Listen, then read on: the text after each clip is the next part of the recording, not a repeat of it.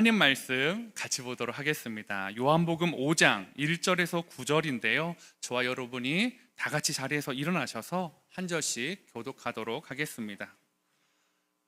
요한복음 5장 1절에서 9절 말씀입니다. 그 후에 유대인의 명절이 되어 예수께서 예루살렘에 올라가시니라. 예루살렘에 있는 양문 곁에 히브리 말로 베데스다라고 하는 못이 있는데 거기 행각 5이 있고 그 안에 많은 병자, 맹인, 다리 저는 사람, 혈기 마른 사람들이 누워 물의 움직임을 기다리니 이는 천사가 가끔 못에 내려와 물을 움직이게 하는데 움직인 후에 먼저 들어가는 자는 어떤 병에 걸렸든지 낫게 되밀어라. 거기 38해 된 병자가 있더라. 예수께서 그 누운 것을 보시고 병이 벌써 오래된 줄 아시고 이르시되 내가 낫고자 하느냐. 병자가 대답하여 주여 물이 움직일 때에 나를 못에 넣어주는 사람이 없어 내가 가는 동안에 다른 사람이 먼저 내려가나이다. 예수께서 이르시되 일어나 내 자리를 들고 걸어가라 하시니 함께 읽겠습니다. 그 사람이 곧 나아서 자리를 들고 걸어가니라. 이 날은 안식일이니. 아멘. 자리에 앉아주시기 바랍니다. 제가 잘 소장하고 있는 책 중에 이 꽃들에게 희망을 이라는 책이 있는데요. 아마 혹시 보신 분도 있으실 텐데 그림과 짧은 글들로 이루어진 책입니다. 근데 이 책의 주인공은 2마리의 애벌레입니다. 한 마리는 노랑 애벌레고요, 한 마리는 호랑 애벌레입니다. 근데 이 2마리의 애벌레가 단순히 먹고 자라는 그 이상을 원하게 되죠. 그래서 주변을 돌려보는데 이 애벌레들이 수없이 수십만 마리, 수십만 마리가 올라가는 그 애벌레 그 기둥을 발견하게 됩니다. 그래서 그 애벌레 기둥에 동참해서 그 끝에 무엇인가 있다, 이렇게 많은 애벌레가 올라갈 때는 뭔가가 있다라고 하면서 올라갑니다. 뭐 올라가면서 물어보기도 하죠. 여기 뭐가 있냐. 근데 올라가 보지 않았으니까 아무도 대답해 줄 수 없었습니다. 그래서 올라가면 진짜 특별한 것이 있을 거야 라고 길을 쓰면서 올라갑니다. 그래서 다른 애벌레를 밟고요, 더 높이 더 빨리 올라가기 위해서 그 탑을 올라갑니다. 근데 그 과정에서 이 애벌레가 환멸을 느낍니다. 누군가를 밟고 올라가는, 누군가를 짓누르고 올라가는 그 일에 환멸을 느끼면서 2마리가 아니다 하고 어렵게 올라왔던 그 기둥을 다시 역행하면서 내려가죠. 근데 사실 흐름이 있는데 그 흐름을 역행하는 게 쉽지 않겠습니까? 그럼에도 불구하고 치이면서 서로 끌어안고 그 탑을 내려오게 됩니다. 그러면서 2마리가 일상을 그냥 풀을 먹고 잘 행복하게 지내는데요, 이 호랑 애벌레 안에 한 가지 해결되지 않는 게 있는 거예요. 진짜 거기 뭐가 있을 텐데, 거기 올라가고 싶은데 라는 그 마음이 들어서 결국 그 평화로운 일상 가운데 나는 다시 그 기둥을, 그 탑을 올라가야 되겠다라고 하면서 혼자 도전을 합니다. 왜냐하면 같이 가자고 했는데 이 노랑 애벌레가 나는 가지 않겠다라고 하였기 때문이다라는 거죠. 그래서 이 노랑 애벌레가 이제 호랑 애벌레를 떠나 보내고 나서 이제 주변을 이제 돌아다니다가 늙은 한 애벌레를 만나게 되죠. 근데 그 늙은 애벌레는요, 나뭇가지에 고치를 틀고 있는 모습을 보게 되는 것이었습니다. 그래서 이 노랑 애벌레가 그 늙은 애벌레에게 뭐 하는 모습이냐고, 도와드릴까요? 이제 왜냐하면 매달려 있으니까. 그랬더니 아니야, 나는 나비가 되려고 해 라는 이야기를 듣게 됩니다. 그러면서 이 나비가 뭔지를 모르고 어떻게 되는지도 모르는 이 애벌레가 그 나비에 대해서 관심을 갖게 되고 어떻게 하면 나비가 될 수 있냐고 묻게 됩니다. 그랬더니 그 늙은 애벌레가 이렇게 말합니다. 날기를 간절히 원해야 돼. 하나의 애벌레로 사는 것을 기꺼이 포기할 만큼 간절하게. 지금 네가 누리는 그 일상을 포기할 만큼 간절히 나비가 돼서 나는 것을 간절히 원해야 돼 라고 말하고 있다라는 거죠. 그러니까 이 노랑 애벌레가 이해를 못하는 거예요. 그래서 이렇게 묻습니다. 죽어야 된다는 뜻인가요? 그러자 이 늙은 애벌레가 이렇게 대답합니다. 그렇기도 하고 아니기도 하지. 겉모습은 죽은 듯이 보여도 참모습은 여전히 살아있단다.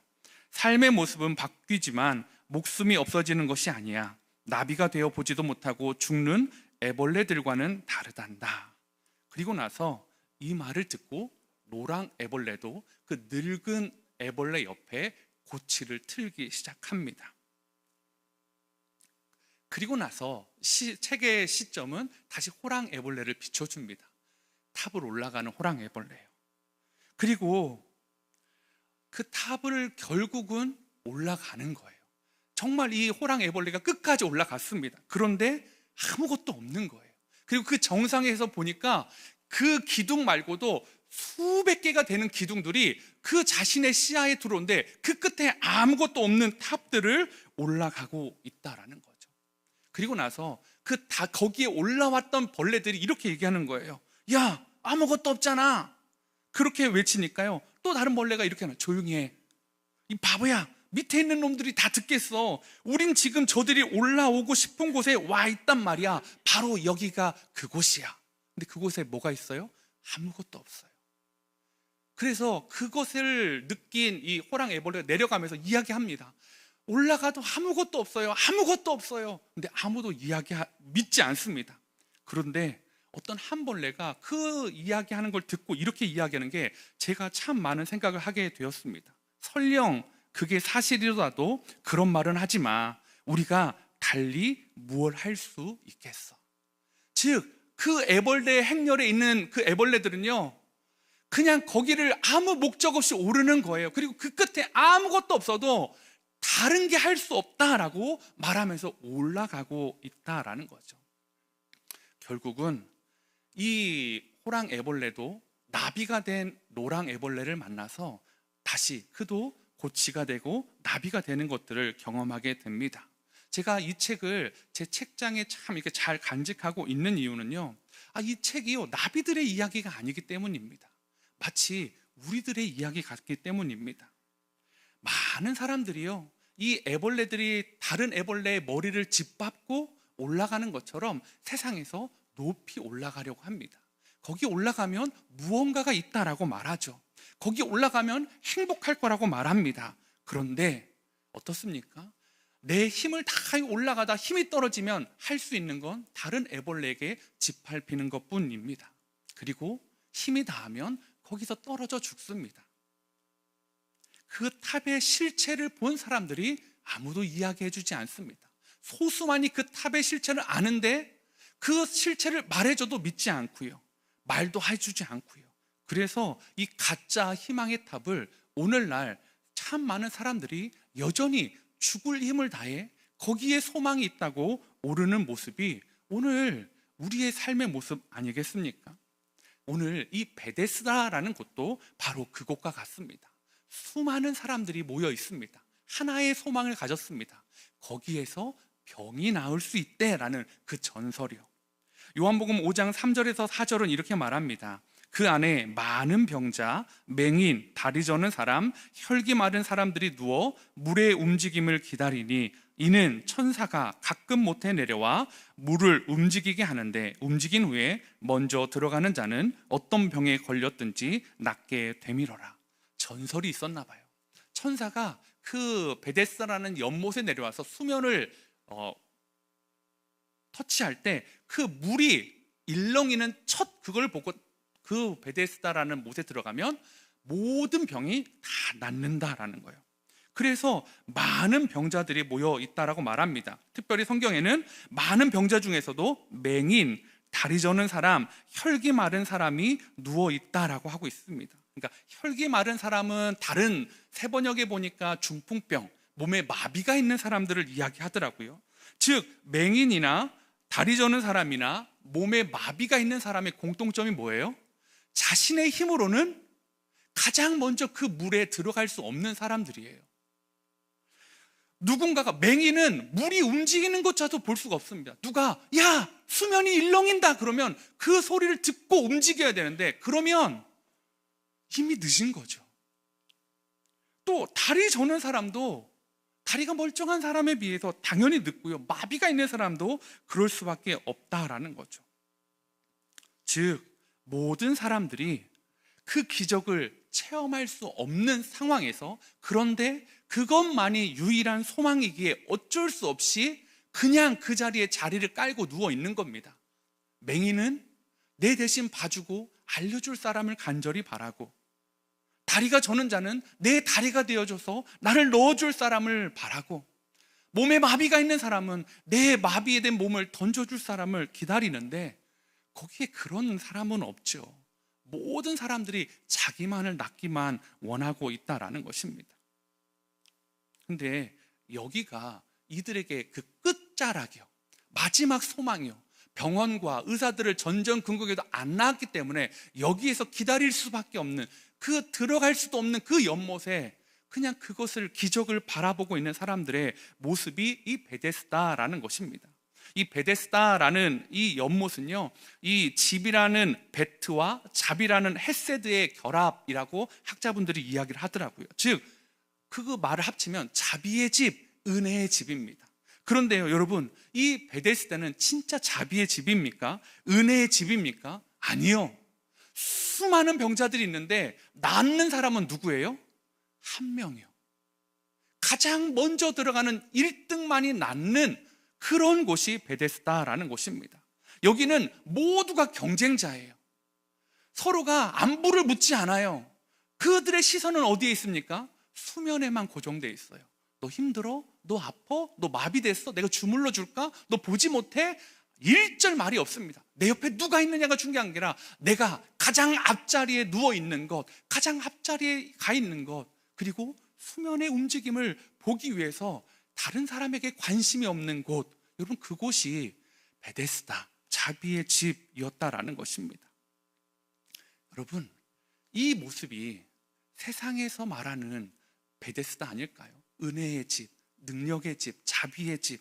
그런데 서로 관심이 없고 진짜 자비는 없고, 다른 사람, 내가 자비를 얻기 위해 다른 사람을 희생시키려야만 하는 곳이 오늘 이 베데스다였다라는 것입니다. 그런데요, 오늘 이 베데스다에 진짜 자비의 주님이 찾아오십니다. 예수님이 찾아오신 거죠. 그 베데스다에 찾아오신 예수님이 어떤 모습일까? 이 첫 번째가요, 베데스다에서 만난 예수님은요, 우리에게 먼저 다가오시는 예수님이다라는 것입니다. 성경은 이 시기가요, 유대인의 명절이라고 오늘 이 5장의 첫 번째 부분을 시작하고 있습니다. 유대인의 3대 절기요, 명절이요. 그러면 유대인의 남자들은 이 1년에 3번 3대 절기 때 예루살렘으로 가서 성전을 밟고 그 성전에서 그 축제와 예배와 제사를 드리는 게 관습이었습니다. 즉, 예수님의 예루살렘 행도 목적지는 어디입니까? 성전이었다라는 거죠. 그런데 모든 사람이 그 축제의 자리, 은혜의 자리, 자비의 자리에 시선이 가 있을 때 예수님은 베데스다라는 자비가 없는 무한 경쟁의 사회로 시선과 발걸음을 옮겨주시고 있었다라는 것입니다. 절대 그 은혜의 자리, 은혜의 성전에 갈 수 없는 자들에게 예수님이 나아가고 있다라는 거죠. 아무도 신경 쓰지 않는 그들에게 예수님의 발걸음은 옮겨지고 있었다라는 것입니다. 근데요, 그 예수님이 오셨는데 아무도 예수님을 알아보지 못하는 겁니다. 예수님이 이 일 전에 많은 기적들을 보여주셨습니다. 병자를 고치고 귀신을 쫓고 많은 일들을 하셨습니다. 그런데 정말 이 예수님이 필요한 사람들이요, 예수님을 알아볼 수가 없는 거예요. 왜요? 그들은 평생에 그 자리를 나아가 보지 못했으니까요. 예수님을 볼 수도 없었고 인상착의도 모르고 그냥 베데스다에 물이 움직이는 것만 관심이 있었던 사람들이기에 그들은 진짜 자비의 주님이, 자비의 은혜의 주인이 오셨음에도 불구하고 그 한 명, 다른 사람을 제치고 찾아야 되는 그 가짜 은혜에 목말라 하고 있었다라는 것입니다. 아무도 그것들을 차지할 수 없는 그 전설, 그 전설을 따라서 모두가 수면을 보고 있을 때 주님이 그들 가운데 찾아오셨습니다. 그리고 한 사람을 보고 계셨습니다. 요한복음 5장 5절 6절인데요, 제가 5절 읽고 여러분 6절 읽어주시기 바랍니다. 거기에 38해 된 병자가 있더라. 예수께서 그 누운 것을 보시고 병이 벌써 오래된 줄 아시고 이르시되 내가 낫고자 하느냐. 예, 이게 얼마나 은혜가 되는 말씀입니까? 38년 된 오래된 병을 앓고 있는 사람이 있었는데요, 그가 예수님을 발견한 게 아니에요. 그가 예수님을 알아본 게 아니에요. 나를 고쳐주십시오라고 말한 게 아니었습니다. 예수님이 그 누운 것을 보셨습니다. 병이 벌써 오래된 줄 아셨습니다. 그래서 그에게 다가와서 말을 걸어주시는 분이 예수님이었다라는 것입니다. 여러분, 오늘 이 자리에도요, 예수님께 도저히 나아갈 수 없는 분들이 분명히 있을 줄 압니다. 마치 이 38년 된 병자처럼 예수님을 바라볼 수도 없고 예수님께 나아갈 힘도 다 잃어버리고 그냥 그래도 불구하고 어쩔 수 없이 이 자리에 나와온 분도 있을 겁니다.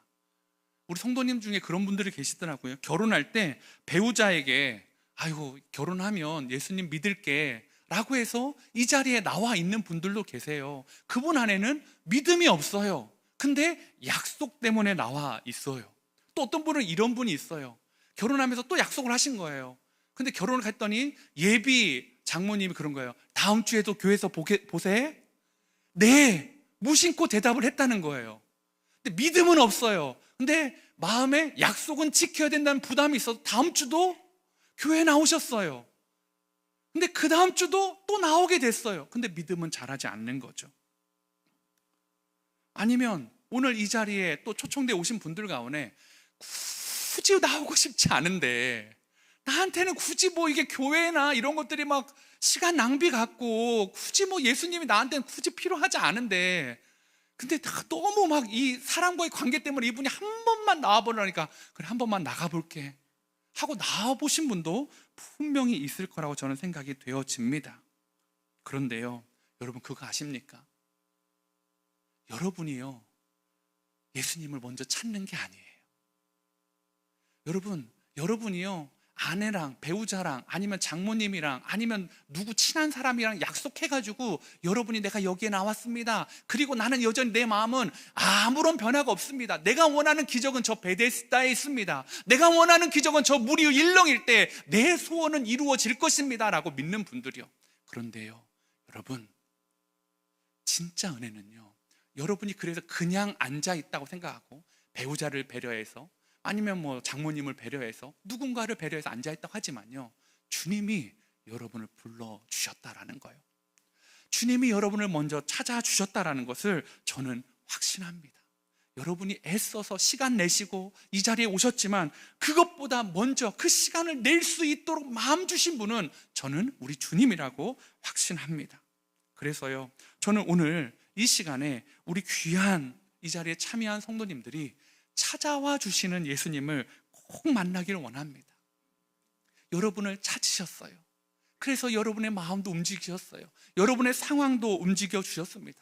이미 함께 그린 교회에서 생활하는 모든 성도님들, 우린 그걸 알고 있지 않습니까? 내가 하나님을 찾은 것이 아니라 나 하나님 아니면 안 된다라고 말하는 것이 아니라 하나님이 그 움직일 수 없는 소망이 없는 내게 찾아와서 깨어진 가정에서 울고 있는 나를 찾아와서 그 깨어진 가정에 나를 건져주시고 너무나 아름다운 가정으로 나를 회복시켜 주셨던 그 하나님이요, 그 예수님이요, 얼마나 많은 기적 가운데 우리를 찾아와 주셨습니까? 내 힘으로는 도저히 그 베데스다 연못에 들어갈 수 없는데 찾아오셔서 우리에게 그 진짜 자비를 선물해 주신 그 예수님을요 오늘 다시 한번 기억하고요, 또 아직 만나지 못한 분들은요 아직 만나지 못한 게 아니에요, 이미 여러분 앞에 찾아와 계신 줄 믿으시기 바랍니다. 요한계시록 3장 20절에 이렇게 말씀을 드리고 있습니다. 볼지어다 내가 문 밖에 서서 두드리노니 누구든지 내 음성을 듣고 문을 열면 내가 그에게로 들어가 그와 더불어 먹고 그는 나와 더불어 먹으리라. 주님이 여전히 여러분의 마음 가운데서 두드리고 계십니다. 내가 너를 찾아왔어. 마음의 문을 열어줄 수 있겠니? 그리고 그 음성에, 그 초청에 마음의 문을 여는 분들에게 내가 그에게로 들어가 그와 더불어 먹고 그는 나와 더불어 먹으리라. 여러분, 다른 종교는요, 신을 섬기는 종교예요. 그런데 기독교는요, 하나님이신 하나님과 함께 생활하는 종교입니다.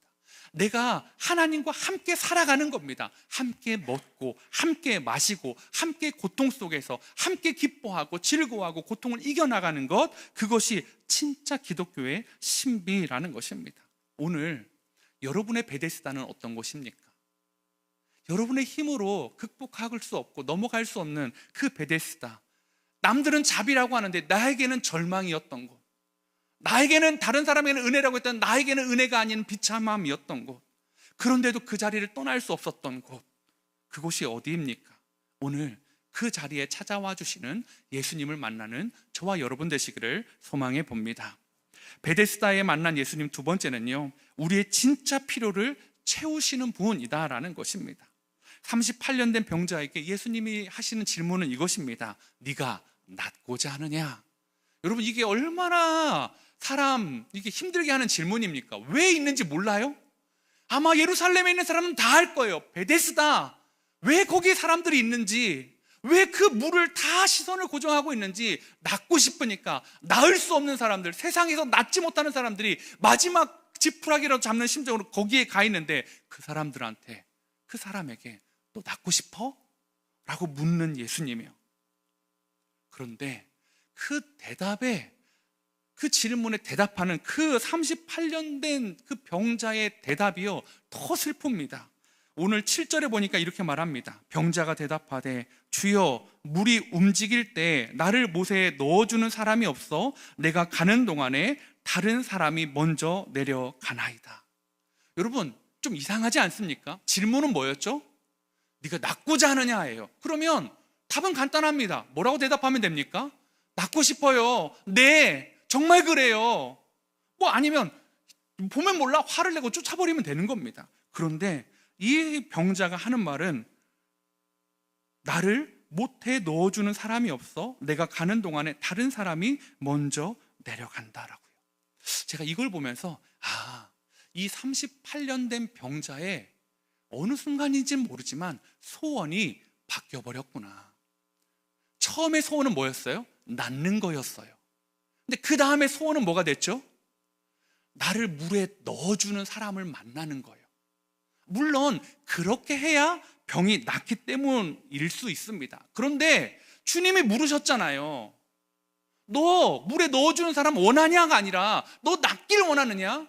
너 진짜 원하는 게 뭐냐 물으셨는데, 나 물에 넣어주는 사람이 필요합니다. 다른 사람보다 먼저 넣어줄 사람이 필요합니다 라고 말하고 있다라는 거죠.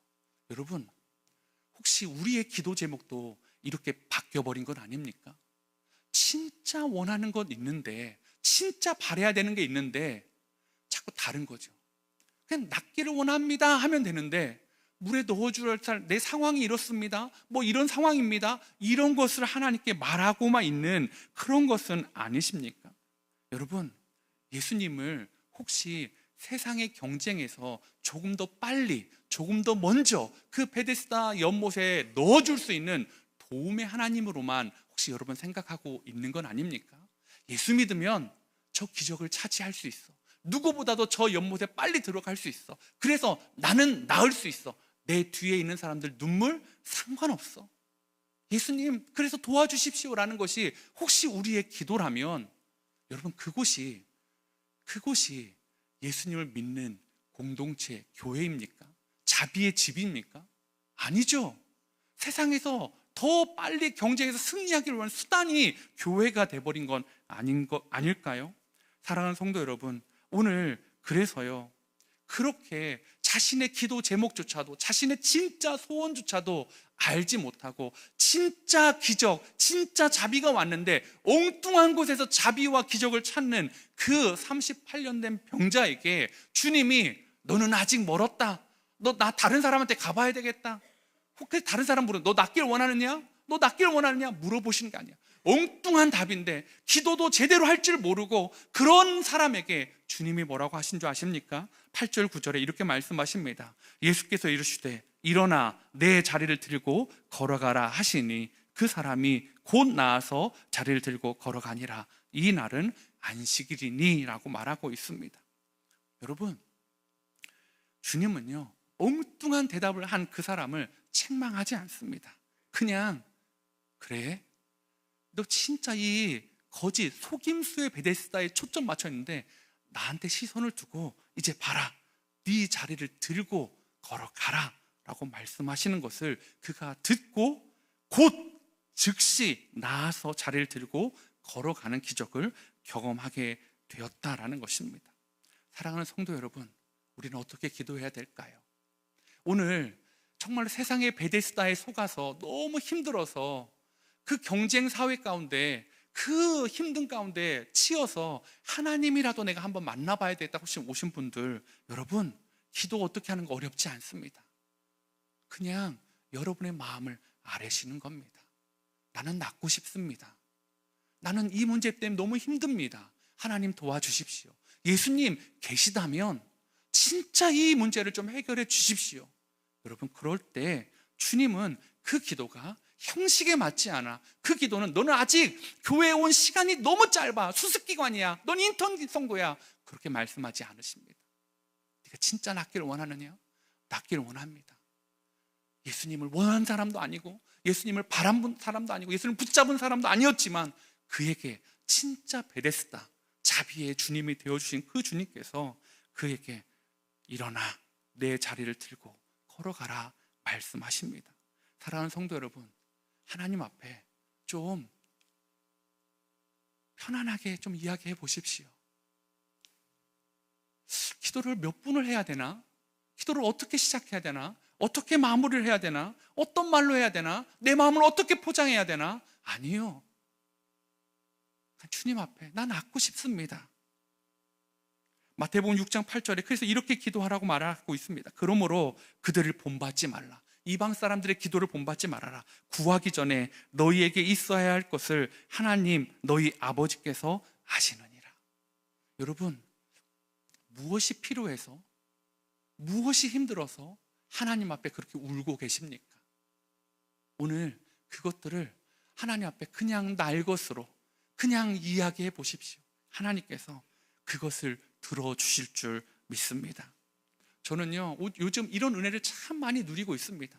그냥 기도도 아니에요. 그냥 부부 가운데 아니면 아이 가운데 뭐 이런 사소한 이야기를 하는데요, 그런 이야기를 하는데요, 하나님께서 그냥 정말 그걸 들으신 것처럼 저에게 너무 작은 것부터, 그게 음식이면 음식부터, 어떤 상황이면 상황부터, 어떤 도움이면 도움부터, 모든 것 가운데 하나님이 들으셨던 것처럼 바로바로 즉각 선물해 주신 걸 요즘 너무너무 많이 경험합니다.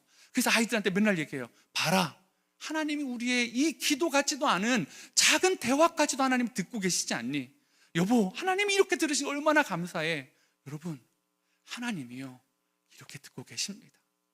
여러분의 삶 가운데서요, 여러분의 기도도, 여러분의 신음도 하나님이 듣고 계시다라는 거죠.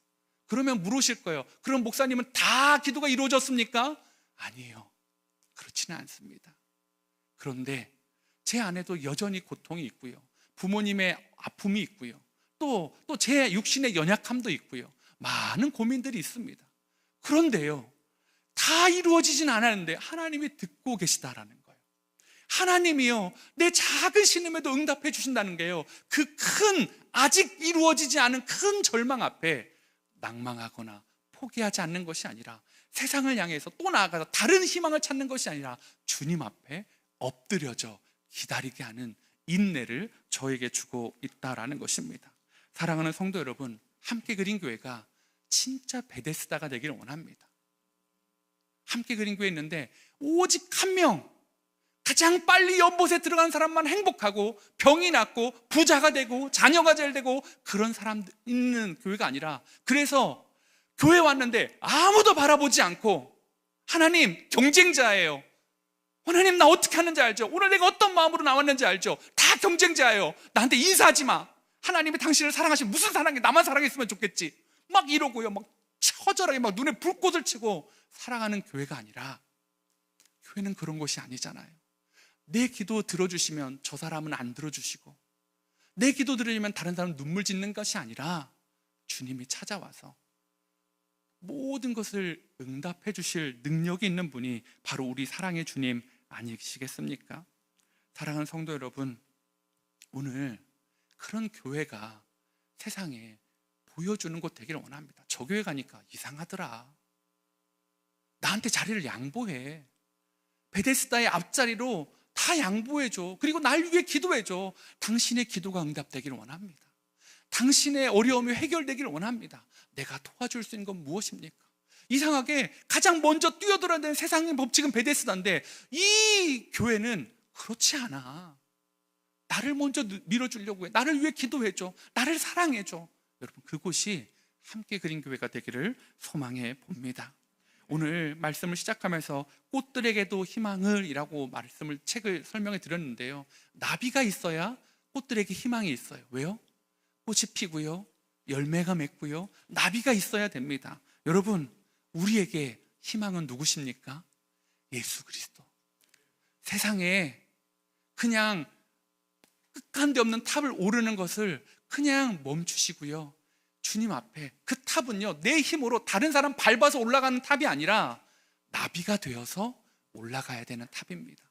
나비가 되어서 자연스럽게 편안하게 주님과 함께 여정을 걸어가야 된다라는 것입니다. 오늘 교회에 초청되어 온 분들에게 이 은혜가 있기를 원합니다. 주님과 함께 참 알 수 없는데 주님 때문에 평안하고 주님 때문에 행복하고, 그래서 인생을 멋지게 날아가는 나비처럼 그 베데스다에 얽매여 있는 사람들이 아니라 베데스다를 뛰어넘어 찾아오신 그 자비의 예수님을 만나는 저와 여러분 되시기를 소망해 봅니다.